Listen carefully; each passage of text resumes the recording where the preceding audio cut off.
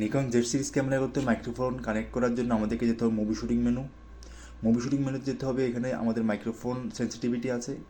Microphone sensitivity আমরা auto কিংবা manual যে কোনো অপশন আমরা সিলেক্ট করে নিতে পারি। অটো অপশন সিলেক্ট করে নিলে ক্যামেরা অটোমেটিক্যালি ভলিউম সে নিয়ে নেবে। আর আমরা ম্যানুয়াল সিলেক্ট করতে গেলে আমরা চাইলে ভলিউম বাড়াতে পারি কিংবা আমরা আমাদের মতো করে ভলিউম অ্যাডজাস্ট করতে পারি। তার পরবর্তীতে এখানে আমাদেরকে পোর্ট দেওয়া আছে। জেড সিরিজ সব ধরনের ক্যামেরার পাশে বাম পাশে এই ধরনের অনেকগুলো পোর্ট আছে। এখানে একটা পোর্ট আমরা মাইকের জন্য ইউজ করতে পারি, যে পোর্টটা ব্লুটুথ মাইক্রোফোন হতে পারে কিংবা কেবল মাইক্রোফোন হতে পারে।